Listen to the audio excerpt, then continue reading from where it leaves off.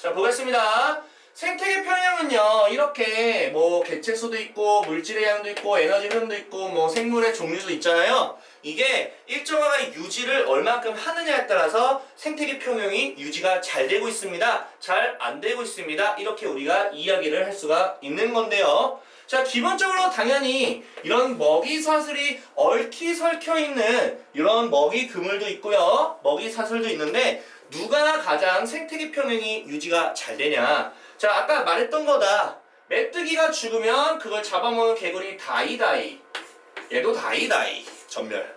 그래서 생태계 평형이 그냥 바로 한 방에 깨져버렸지만 여기서는 이제 들쥐가 죽었다고 해서 올빼미가 죽지는 않아요. 다른 거 먹으면 되니까, 맞죠? 그렇기 때문에 생태계 평형이 좀 유지가 잘 되겠죠. 그래서 생태계 평형이 아무래도 먹이 그물이 잘 깨지지 않고 그걸 우리가 뭐라고 하냐? 종다양성이 높다라고 이야기를 한다라는 겁니다. 잘 보게 되면 종이 고작 4종류죠? 종이 겁나 많죠. 그래서 종다양성이 높다라는 거는 먹이 그물이 형성을 하고 생태계 평형이 잘 깨지지 않는다는 걸 의미한다라는 파트가 됩니다. 자, 생태계 평형 유지가 어떻게 되냐 이런 겁니다. 생태계 평형이 깨지게 되면은 금세 회복을 합니다. 오케이? 그게 먹이 그물이에요. 자, 어떤 원리로 회복이 쉽냐 이런 원리입니다. 생산자 1차 소비자, 2차 소비자가 있습니다. 자, 생태계 평형을 쌤이 끊어볼 거예요. 깨트려 볼 거예요. 어떻게 깨트릴 거냐면 1차 소비자를 증가를 한번 시켜보도록 하겠습니다. 아시겠죠? 자, 그러면 다음 단계 이게 증가를 하게 되면 얘를 잡수시는 분은 부패가신 거예요. 아이고 너무 좋다. 야, 니 많아졌어? 그럼 내가 니를 다시 많이 먹어줄게. 그래서 2차 소비자는 증가하고 반면에 그걸 잡수시는 생산자 있죠? 생산자는 좀 감소할 수밖에 없다. 한쪽이 바뀌면 양쪽이 바뀐다. 아시겠죠? 자, 그럼 양쪽이 바뀌었죠? 네.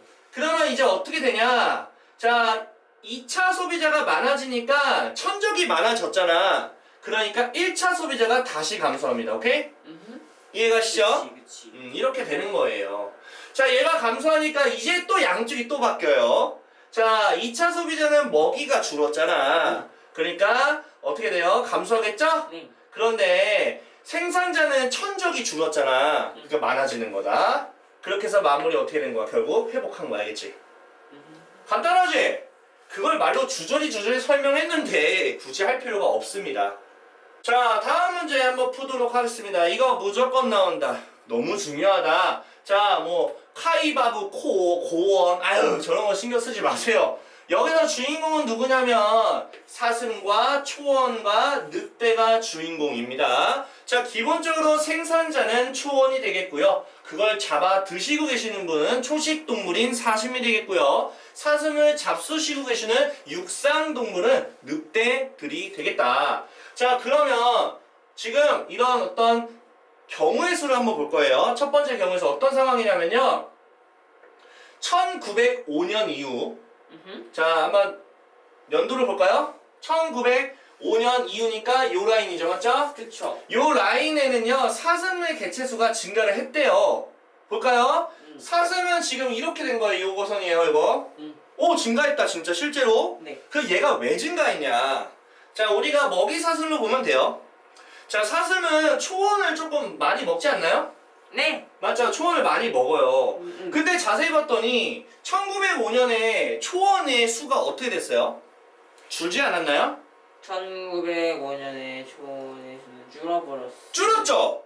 줄었죠? 그러니까 무슨 말이냐? 너네들이 사슴의 개체수가 늘었다고 해서 초원이 많아졌나? 그래서 초원이 많아서 그렇습니다. 이렇게 유추하면 안 된다는 얘기야. 초원이 많아서 그러진 않을 거 아니냐. 아무래도 여기 보면 초원의 생산량이 줄었잖아. 그 얘는 어떤 걸로 봐야 돼? 오히려 천적을 봐야 돼. 천적을. 천적. 다른 쪽을 본다는 얘기야. 한쪽이 말이 안 되잖아. 그래프를 봤을 때. 네, 그 다른 쪽을 보자라는 얘기라고. 보게 되면 천적이 늑대잖아. 늑대가 줄었어 지금.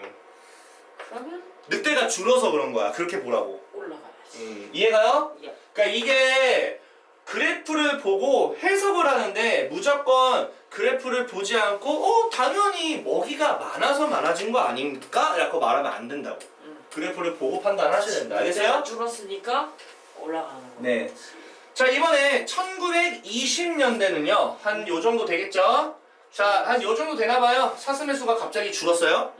자, 왜 줄었을까라고 상식적으로는 사슴의 개체수가 주는 건 두 가지야. 천적이 많아지거나 먹이가 적어지거나. 그러면 그래프를 보고 판단하자는 얘기야. 알겠어? 네. 자, 그러면 초원으로 한번 볼게요. 초원의 생산량이 줄어드는지 확인해 보겠습니다. 알겠습니까? 네. 오케이. 줄어버렸어. 줄었네요?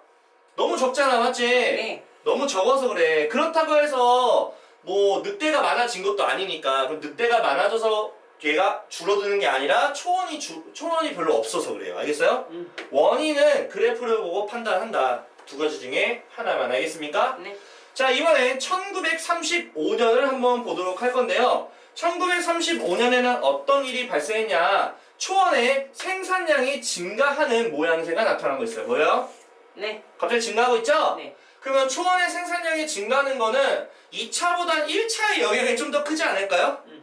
왜냐하면 1차가 별로 없어서 그렇다. 알겠죠? 네. 그래서 사슴의 개체수가 증가를 해서 지금 초원의 생산량이 증가하면서 사슴의 개체수가 증가하고 이거는 결과가 아니고 원인이네.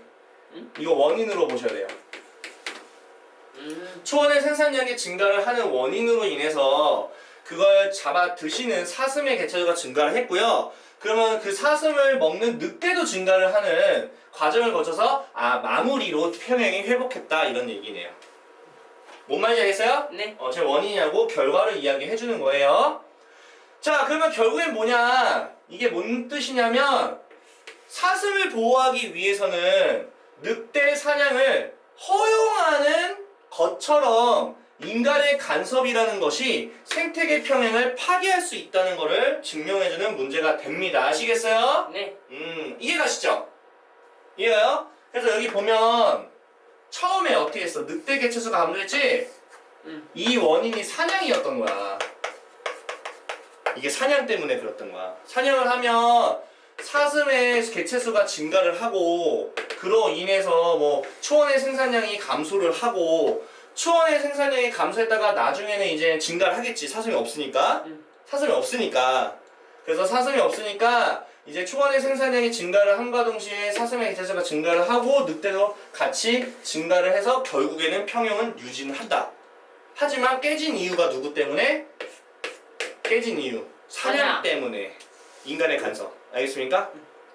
자, 환경변화 생태계에 대해서 한번 볼 건데요. 그냥 별거 없어요. 그냥 생태계 평형이 깨지면 좋진 않겠지만 만약에 깨지더라도 나중에 회복을 할 것이다. 아시겠죠? 그런 이야기다.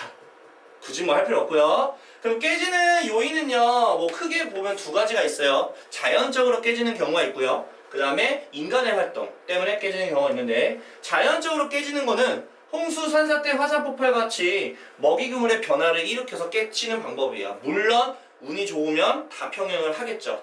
그래서 우리가 천연기념물로 딱 지정하는 이유가 아예 전면을 하지 않고 한 마리만 살아있어도 평형을 유지할 수 있거든요. 회복할 수 있어요. 알죠?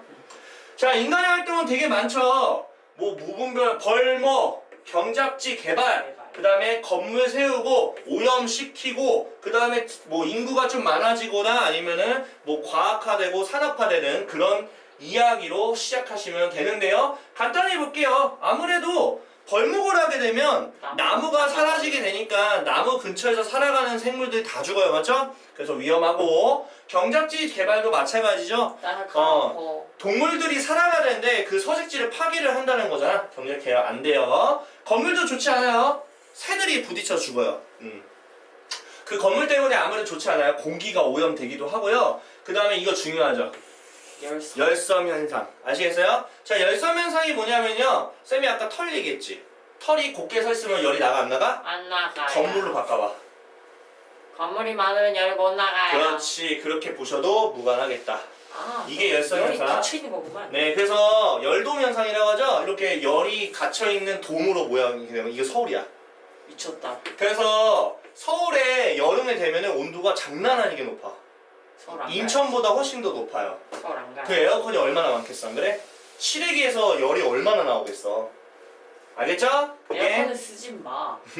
자, 그리고 환경오염은 당연한 얘기죠. 이거는 뭐 할 필요 없고요. 인구가 많아지고 산업화되게 되면은 아무래도 이거는 지금 요즘 이슈가 되는 부분, 지구 온난화에 관련된 부분입니다. 온실가스. 네, 그 정도 보시면 되겠다. 자, 보겠습니다. 노력. 뭐 할 필요 없어요. 솔직히 말하면 그냥 보호하고요. 보건해. 훼손됐다면 다시 복원을 해주고요. 자연형 하천 복원. 자, 생태적 가치가 있는 건 국가에서 지정해가지고 관리하면 되죠. 국립공원 지정. 그 다음에 열섬 현상을 완화하려면 거기다 나무를 많이 심어주시고요. 맞죠? 옥상 정원을 가꾸고요. 그리고 숲을 조성한다. 그래서 요즘 옥상 가면 그 나무들 심어놓고 이래요. 보통 건물에. 회사 같은 데 보면. 근데 거기서 담배 피죠. 그렇게 안 좋은 것도 있습니다. 알겠죠? 참 웃기죠? 인간들이랑. 자, 멸종위기가 있다면 천연기념물을 지정해가지고 이제 법적인 절차까지 밟아서 딱 보호를 완벽하게 해주시면 된다는 거.